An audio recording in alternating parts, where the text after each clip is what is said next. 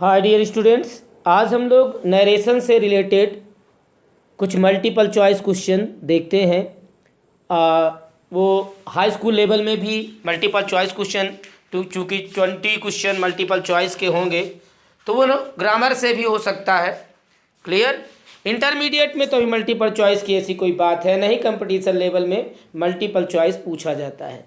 लेकिन यहाँ आपको नरेशन सीखने से मतलब है, चाहे वो वन लाइनर हो या मल्टीपल चॉइस हो। कह रहा है choose the right alternative of indirect narration in the following sentences. First sentence है हमारा, he said let me go to the zoo tomorrow. अब यहाँ पर मैंने आप लोगों को बताया है, लेट के साथ यदि मी आता है तो क्या हो जाता है, ये रिक्वेस्ट को शो करता है। किसको शो करता है? रिक्वेस्ट को शो करता है। तो इसकी इनडायरेक्ट बनाते समय रिपोर्टिंग वर्ब को रिक्वेस्टेड में बदल देते हैं। फिर कामा और इन्वर्टेड कामा हटाकर रिपोर्टिंग वर्ब और रिपोर्टेड स्पीच को टू लेट से जोड़ देते हैं। किससे जोड़ देते हैं? टू लेट से जोड़ देते हैं। एक और नियम है जिसके द्वारा आप इसकी इनडायरेक्ट बना सकते हैं, मैं बता दे रहा हूँ, फिर ऑप्शन में देखते हैं क्या कौन सा नियम फॉलो किया गया है।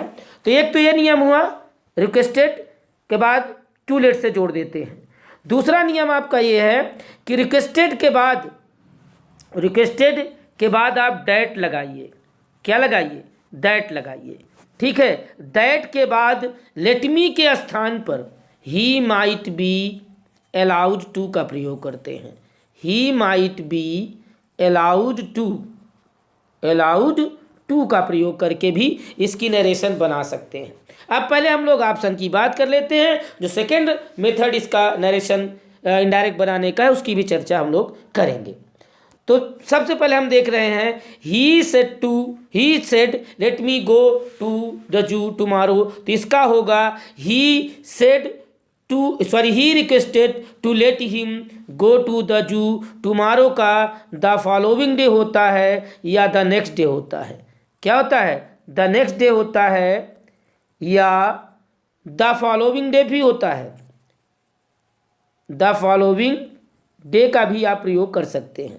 अब हम ऑप्शन में देखते हैं, तो हम पहला अगर ऑप्शन देखें तो पहला ऑप्शन हमारा है, he said that let him go to the zoo the next day. ये ऑप्शन आपका सही नहीं है। क्लियर। सेकेंड देखते हैं, he requested that he wanted to go to the zoo the next day. ये भी गलत है। फिर है, he requested to let him go to the zoo the next day. C number, यही ऑप्शन आपका सही है। जो दूसरे मेथड की मैं बात कर रहा था उससे आप इसको करेंगे तो ये हो जाएगा, he requested that he might B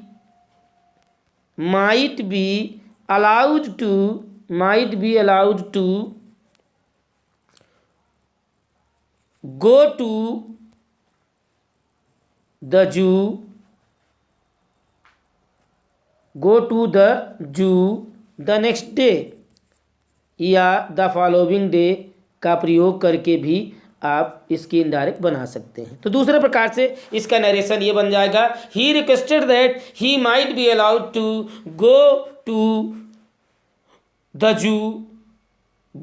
जू द नेक्स्ट डे। यहाँ पर मैं आपको बताऊँ, आप लोग एक कन्फ्यूज़न आपको दिख रहा होगा कि सर क्वेश्चन में गो के पहले टू नहीं है, फिर आप यहाँ टू क्यों लगा रहे हैं? तो ये जो आया है to, might be allowed to, ये रूल में है।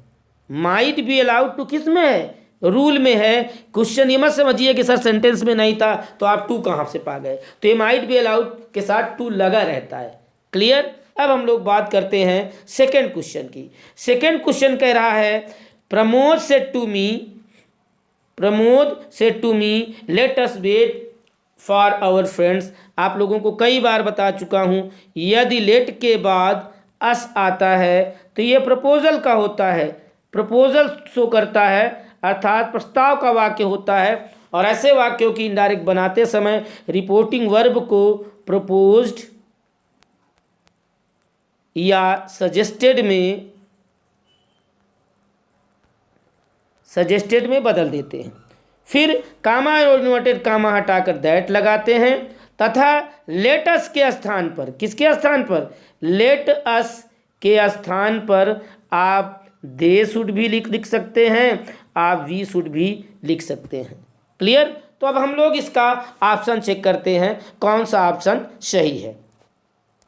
जो मैंने आप इसको सॉल्व किया, आप गौर से सुने होंगे। तो देखिए, Pramod said to me let us wait for our friend, तो ये हो जाएगा प्रमोद प्रपोज टू मी या सजेस्टेड टू मी। मैं बार बार आपको बता रहा हूँ, पिछले वीडियोस में ऐसे सेंटेंस मिले तो भी बता रहा था। पूरे नरेशन में यही तो रिपोर्टिंग वर्ब ऐसी हैं जिनके साथ इनडायरेक्ट में प्रीपोजिशन टू लगा रहता है। क्लियर। तो ये हो जाएगा Pramod propose to me. First sentence देखें अगर, first option, Pramod propose to me that they should wait for their friends, ये सेंटेंस सही हो सकता है। हम और ऑप्शन देख लेते हैं। Pramod requested me, sorry, I am so sorry, इसको हाँ ठीक है, Pramod requested me to let him wait for their friend, ये सेंटेंस तो बिल्कुल गलत है भाई, रिक्वेस्टेड तो होगा ही नहीं। सी नंबर देखें, Pramod propose to me that we should wait for their friends. अब यहाँ पर थोड़ा सा आपको कंफ्यूज कर दिया है। आप कंफ्यूज कहाँ हुए, दे अगर सब्जेक्ट के रूप में आपने दे का प्रयोग किया है तो इसके बाद इससे रिलेटेड अगर कोई प्रोनाउन आएगी तो इसी से रिलेटेड होगी, तो दे का पॉजेसिव केस दियर होता है। लेकिन यहाँ अगर हम इस क्वेश्चन की बात करें, सी नंबर जो ऑप्शन दिया हुआ है, कह रहा है Pramod propose to me that we should wait for their. अब यहाँ पर वी दिया है और यहाँ देयर दिया है, इतना सा कन्फ्यूजन करके आपका ऑप्शन गलत करवा देगा। क्लियर। तो ये सेंटेंस गलत है।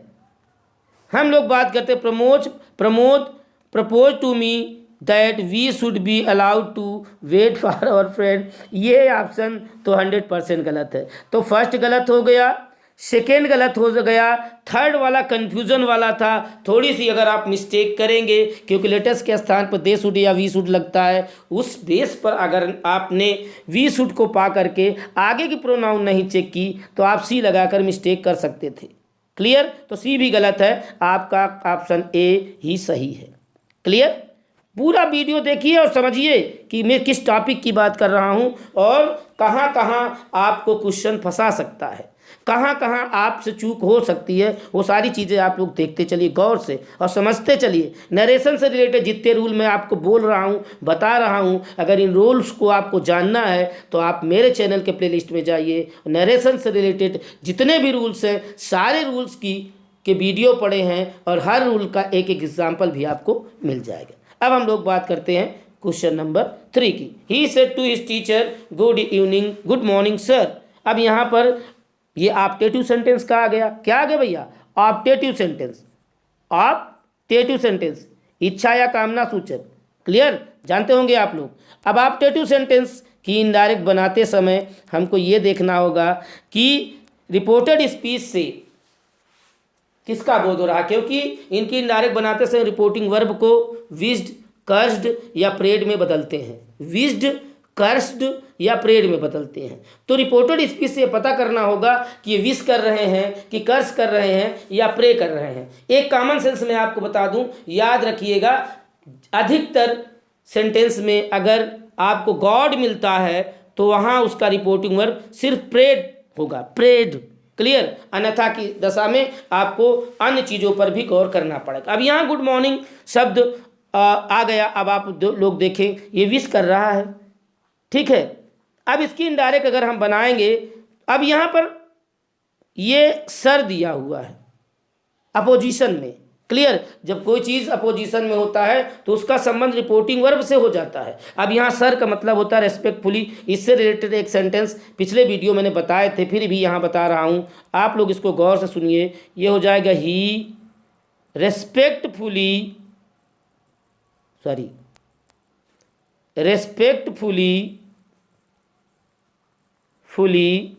विज्ड his teacher,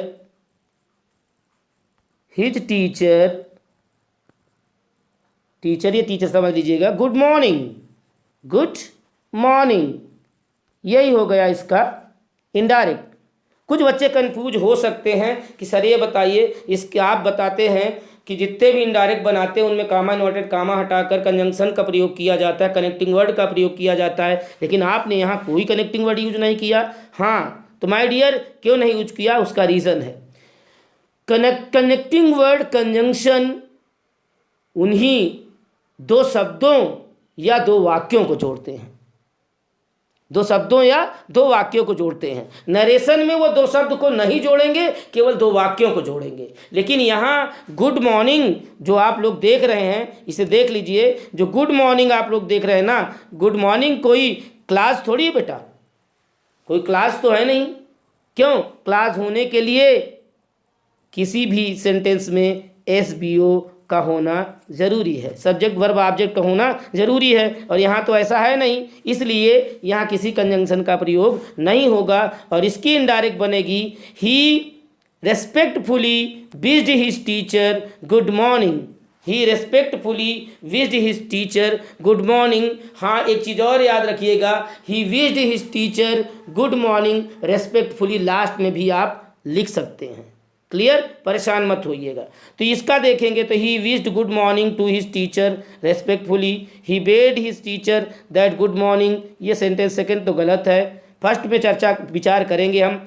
he said good morning to his teacher बिल्कुल गलत है। He wished respectfully good morning for his teacher, ये भी बिल्कुल फर्स्ट आपका सही है। He wished good morning to his teacher respectfully, आप ऐसे भी कर सकते हैं, ही wished his teacher good morning respectfully, या आप कर सकते हैं he respectfully wished his teacher good morning, ऐसे भी आप कर सकते हैं। हालांकि यहाँ इस क्वेश्चन में हमारा थर्ड क्वेश्चन में हमारा ऑप्शन ए सही है। क्लियर, अब हम लोग 4 नंबर पर चलते हैं। 4 नंबर कह रहा है hermit said may you live long.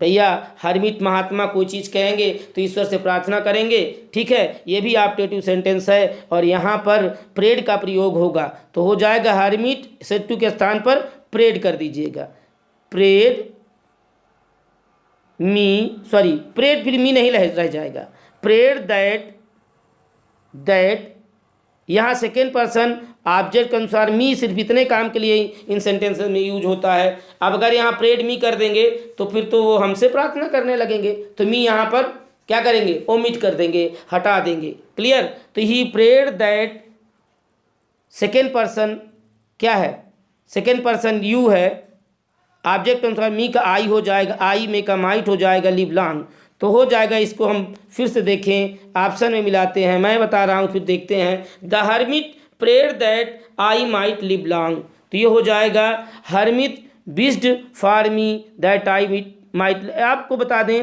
Hermit prayed भी कर सकता है, हरमिट विश भी कर सकता है। क्या कर सकता है भैया, विश भी यहाँ कर लीजिएगा, ठीक है। मैंने बताया था अगर यहाँ गार्ड शब्द का यूज होता तब प्रेड का प्रयोग कर दिया जाता। क्लियर, थोड़ा सा इसको रेक्टिफाई कर लीजिएगा, अगर गार्ड शब्द का प्रयोग हो तो प्रेड का प्रयोग होगा, अन्यथा विश्ड का ही प्रयोग होगा। मे यू लिव लॉन्ग अगर आ जाए तो ये विश कर रहा है, अगर इसी के स्थान पर आ जाए मे यू डाई सून तो फिर ये कर्स हो जाएगा। क्लियर, तो ये हो जाएगा इसका the hermit wished long life for me, the hermit wished me that I should live long, से ये फोर्थ गलत है। The hermit wished long life for me, ये सेंटेंस देख लें। The hermit wished me live long, ये देख लेते हैं। The hermit wished for me that I might live long, यहाँ पर फर्स्ट ऑप्शन ही आपका सही है, the hermit wished for me that I might live long. अब यहाँ पर एक चीज़ आप देख रहे हैं, मी को इसने फॉर में बदल दिया है, मी के साथ फॉर मी का प्रयोग कर दिया है, ठीक है। तो इसका हो जाएगा the hermit wished for me that I might live long. ये थोड़ा न्यू टाइप का सेंटेंस है, और मैंने जो बताया वहाँ ये भी क्लियर है, अगर प्रेड का प्रयोग करते तो मी हटा देते भाई। क्लियर, प्रेड का प्रयोग नहीं करेंगे तो फार्स इसको जोड़ेंगे। मैं थोड़ा कंफ्यूज था, इसको रेक्टिफाई कर लीजिएगा आप लोग, फिर से समझ लीजिए। The hermit wished for me that I might live long, अगर यहाँ गार्ड लगा होता तो प्रेड होता, और प्रेड होता तो मी की ज़रूरत नहीं होती। क्लियर, हाँ प्रेड फॉर मी भी कर सकते हैं, इसमें कोई दो राय नहीं है। हम लोग 5th नंबर की बात करते हैं।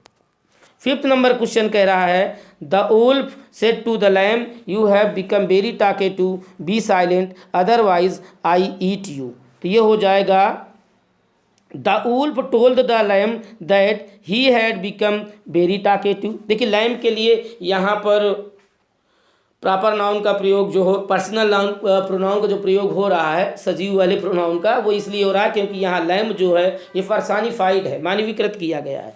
तो ये हो जाएगा the wolf told the lamb that he had become very talkative and ordered him. ये अगला पार्ट इंपरेटिव है। जब दो सेंटेंस जुड़े हों और दोनों एक जैसे हों, दोनों अफर्मेटिव हों या दोनों निगेटिव हों, दोनों इंट्रोगेटिव हों, तो उन्हें एंड से जोड़ देंगे। लेकिन अगर एक ऑप्टेटिव है एक अफर्मेटिव है तो फिर दोनों के लिए अलग अलग रिपोर्टिंग वर्ब का भी प्रयोग करेंगे। तो यहाँ हो जाएगा the wolf told the lamb that he had become very talkative and ordered him to be silent otherwise he would eat him. तो हो जाएगा the wolf said to the lamb that he had become very talkative and ordered him to become silent otherwise he would eat him. अब यहाँ first option अगर हम देखें तो first option लगभग सही जा रहा है। The wolf told the lamb that he had become very talkative so he would eat him. यहाँ सो कहाँ से आ गया? सी नंबर देखते हैं। The wolf order the lamb to be silent otherwise, ये भी गलत है। The wolf told the lamb that he had become very talkative and order him to be silent otherwise he would eat him. अब आप देखिए second B और सी तो गलत ही है फर्स्ट नंबर में, और थर्ड नंबर में आप कंफ्यूज हो सकते। फोर्थ नंबर में द वुल्फ सेड टू, यहाँ सेड टू कर दिया है ना, रिपोर्टिंग वर्ब को चेंज नहीं किया, यहाँ कंफ्यूज हो सकते थे, तो ये सेंटेंस भी गलत है। तो यहाँ आपका डी सही है। The wolf told the lamb that he had become very talkative and ordered him to be silent otherwise he would eat him. Clear? अब हम लोग बात करते हैं नेक्स्ट क्वेश्चन की, 6 नंबर की। बस 2 क्वेश्चन और बचे हैं, इन्हें देख लेते हैं। Jaya said to Ramesh where do you live, easiest one, सबसे सरल है। डबल इंट्रोगेटिव सेंटेंस की इनडायरेक्ट बनाते समय रिपोर्टिंग वर्ब को asked minus P, demanded minus P या इंक्वायर्ड आप में बदल देते हैं। कामा तथा इन्वर्टेड कामा हटाकर रिपोर्टिंग वर्ब तथा रिपोर्टेड स्पीच को उसी इंट्रोगेटिव वर्ड से जोड़ देते हैं और उसके तुरंत बाद सब्जेक्ट का प्रयोग करके वाक्य को अफर्मेटिव का रूप दे देते हैं। डायरेक्ट सेंटेंस इंट्रोगेटिव होता है, लेकिन जब हम उसे चेंज करके इनडायरेक्ट बनाते हैं तो अफर्मेटिव हो जाता है। और जो इंट्रोगेटिव वर्ड होता है ना, जो इंट्रोगेटिव वर्ड यहाँ पर दिया हुआ है वेयर, ये कनेक्टिंग वर्ड बन जाएगा और इसके बाद तुरंत सब्जेक्ट का प्रयोग करके वाक्य को अफर्मेटिव बना देंगे। अब हम सेंटेंस देख लेते हैं। Sentence Jaya said to Ramesh where do you live, तो ये हो जाएगा Jaya asked Ramesh where he lived, where he lived. जब होयर कनेक्टिंग वर्ब बनाएंगे तो ये सेंटेंस हमारा प्रेजेंट इंडेफिनिट, और प्रेजेंट इंडेफिनिट किस में चेंज करेंगे? पास्ट इंडेफिनिट में। तो ये हो जाएगा Jaya asked Ramesh where did he live, पहला गलत है। Jaya asked Ramesh that there where he lived, ये भी गलत है। Jaya asked Ramesh where he lived, ये वाला सही है, सी नंबर सही है। Jaya asked Ramesh where he did live, ये भी गलत है। तो आपका केवल ऑप्शन सी सही है। क्लियर? अब हम लोग बात करते हैं आज के वीडियो के आखिरी क्वेश्चन की। बड़े अच्छे क्वेश्चन दिए गए हैं आपसे, यहाँ मल्टीपल चॉइस क्वेश्चन है, लेकिन ये क्वेश्चन आपके एग्जाम में आ सकते हैं, इसमें कोई दो राय नहीं। ये 7 क्वेश्चन बहुत इंपॉर्टेंट क्वेश्चन है, इन्हें मगअप कर लीजिए, रट लीजिए, घोल कर पी लीजिए, कभी भी एग्जाम में आपसे इनकी मुलाकात हो सकती है। ठीक है? और जब आप अच्छी तैयारी से जाएंगे ना तो इनसे आप डरिएगा नहीं, दोस्ती कर लीजिएगा। 7 नंबर की बात करते हैं। My friend said to me did you not go to your college study, single interrogative, single interrogative है वही होगा। My friend asked me if, ठीक है, इफ के बाद सेकेंड पर्सन ये यू है सब्जेक्ट, इफ के बाद सब्जेक्ट क्या है? यू है, second person object from me का क्या हो जाएगा? आई। तो my friend asked me if I, did का क्या होता है भैया? डिड का हेड होता है। तो आई के बाद हेड है किसी में, जहाँ हेड होगा वही सेंटेंस सही होगा। फर्स्ट में my friend asked me if I did not, ये सेंटेंस गलत है। क्लियर? अगला है my friend asked me if I did not go to college, ये भी 1 मिनट भैया, हाँ ठीक है, ये सेंटेंस सही है। डिड का हेड होगा ना, जहाँ हेड हो वहीं पकड़िए आप लोग। ये डिड आ गया, ये भी गलत। सी नंबर देखें, ये पास्ट इंडेफिनिट का बता रहा है। My friend asked me if I went to my college the previous day, ये भी गलत है। सी नंबर देखें, माई फ्रेंड आस्क्ड मी, ए गलत, बी गलत। सी देखें, my friend asked me whether I had gone to, चूँकि अब देखिए यहाँ ये फंसा दिया आपको, आप इसमें कंफ्यूज हो सकते हैं। चूँकि सेंटेंस निगेटिव है तो इनडायरेक्ट भी निगेटिव होगा। यहाँ आई हैड गॉन दिया हुआ, आप परेशान हो जाएंगे, ये सेंटेंस गलत है। अब डी नंबर पे आते हैं हम लोग, और डी नंबर कह रहा है my friend asked me if I had gone to my college the previous day. Yesterday का द प्रीवियस डे होता है, स्टरडे का क्या होता है, द प्रीवियस डे होता है। और अगर आप मेरी नज़र से देखें तो डी ऑप्शन भी गलत है। और अगर इसको सही करना हो तो केवल एक चीज़ है, यहाँ हैड के बाद भैया हैड नॉट कर दीजिएगा। क्या हो जाएगा, हैड नॉट हो जाएगा। क्लियर। तो ये रहा हमारा आज का आखिरी क्वेश्चन। ये आप लोग, उम्मीद है ये वीडियो आपको पसंद आया होगा। आप लोगों को अगर ये वीडियो पसंद आया है तो प्लीज़ लाइक करें, कमेंट करें और अपने दोस्तों तक शेयर करें और मुझे प्रमोट करें, मेरा मनोबल बढ़ाएं ताकि मैं आपको और अच्छे से अच्छे कंटेंट दे सकूं। Thank you, thanks for watching.